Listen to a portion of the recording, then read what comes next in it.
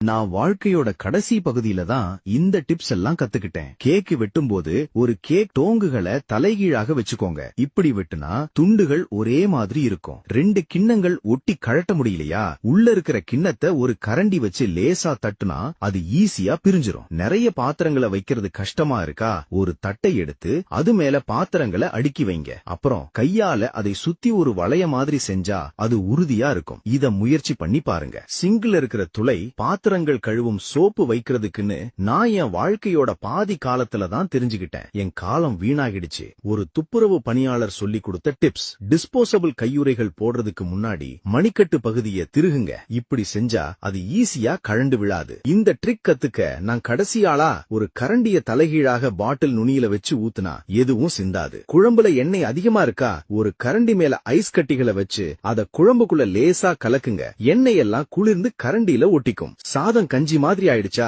அது மேல ஒரு பிரெட் துண்ட வச்சு 2 நிமிஷம் சூடு பண்ணுங்க. அந்த பிரெட் எக்ஸ்ட்ராலா இருக்கிற தண்ணிய உறிஞ்சிரும். சூப்ல உப்பு அதிகமாயிடுச்சா, தோல் உரிச்ச உருளைக்கிழங்க போட்டு கொஞ்ச நேரம் கொதிக்க விடுங்க. அது அதிகமா இருக்கிற உப்ப உறிஞ்சிரும். முட்டை ஓட துண்டுகளை எடுக்கிறது கஷ்டமா இருக்கா, ஒரு ட்ரிக் இருக்கு. உங்க விரல தண்ணியில நனைச்சு ஓட்ட தொட்டா அது ஈஸியா வெளியில வந்துரும். வேகமா குளிர்ச்சியாக்கும் முறை. ஒரு ட்ரிங்க்ஸ வேகமா குளிர்ச்சியாக்கணுமா, பாட்டிலுக்கு மேல ஒரு ஈரமான பேப்பர் டவலை சுத்தி அத ஃப்ரிட்ஜ்ல வைங்க. இது வெறுமனே வைப்பதை விட சீக்கிரமா குளிர்ந்துரும். கொசுவர்த்தி சுருளை பிரித்தல். கொசுவர்த்தி சுருளை பிரிக்கும் போது ஈஸியா உடைஞ்சிரும். இந்த ட்ரிக்ஸை யூஸ் பண்ணுங்க. 2 பக்கமும் லேசா பிடிச்சு டேபிள் மேல தட்டி அப்புறம் பிரிச்சா அது சரியா பிரியும். நிறைய பேர் சாக்ஸை இழுத்து பிரிப்பாங்க. ஆனா நல்லா பாருங்க, இதுல ஒரு நீளமான நூல் இருக்கும். அத லேசா இழுத்தா அது ஈஸியா பிரியும். பால் பாட்டில மூடிய கீழே வச்சு ஊத்துனா காத்து உள்ள போக கஷ்டமா இருக்கும். அதனாலதான் சிந்துது. பால் பாட்டில திருப்பி மூடிய மேல வச்சு ஊத்துனா அது மென்மையா வரும். உங்க போன் சத்தம் கம்மியா இருக்கா, ஸ்பீக்கர்ல தூசி அடைச்சிருக்கும். மெல்லும் கோந்த அதுல ஊட்டி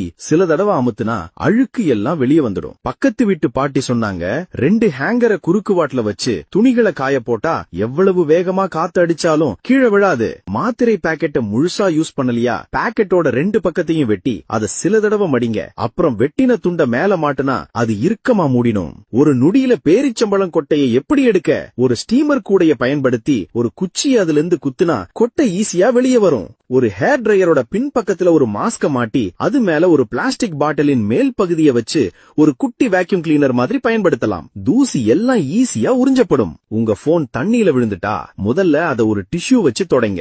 எந்த பட்டனையும் அமுத்தாதீங்க. சார்ஜர் போடாதீங்க. ஹேர் டிரையர் யூஸ் பண்ணாதீங்க. அத ஒரு பாத்திரத்துல அரிசிக்குள்ள வைங்க. அடுத்த நாள் அது வேலை செய்யும். இன்னும் நிறைய பயனுள்ள குறிப்புகளுக்கு என்ன ஃபாலோ